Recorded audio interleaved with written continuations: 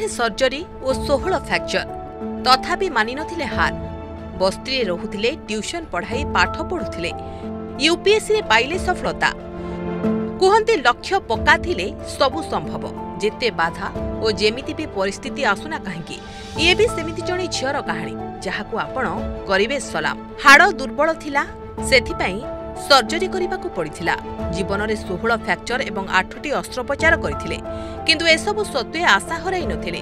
जीवन युद्धरे जीतिथिले आउ होइथिले विजयिनी।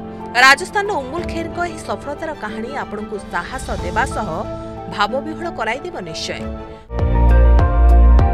प्रतिवर्ष लक्ष लक्ष युवक यूपीएससी परीक्षा पई प्रस्तुत हुअंती। देशर सबुठारु कठिन परीक्षा एहा होइथिबारु अनेक लोक विफलता परे आशा हरांती, किंतु किछि एमिति अछंती जेउ माने हार मानती नाही एवं शेषरे परीक्षा रे सफलता भी पांती। एही परि गोटिए कहानी हेउछि उमुल खेनकर।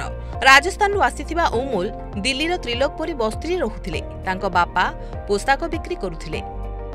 पिला दिनरु उमुल बोन फ्रेजाइल डिसऑर्डर रोगरे पीड़ित थिले, जेउंथिपई तांकर हाड़ गंठी दुर्बल थिला।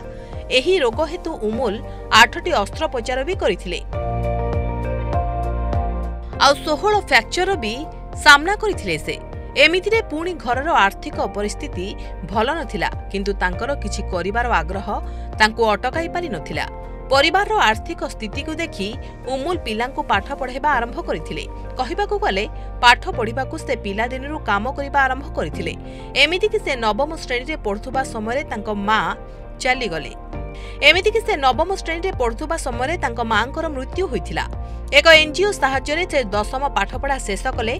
10म परे परिवार तांको आ पढ़ाइबाकू चाहू नथिला, तेणु से घरु बाहरी हॉस्टेल रे रही 12 कले। समस्त बाधा विघ्न सत्वे से 12 रे 91% मार्क हासिल करथिले। एहा पर से दिल्ली विश्वविद्यालय गार्गी कॉलेज रु स्नातक हासिल करथिले। School of international studies JNU रु उमुल तांकर एमए कंप्लीट करथिले।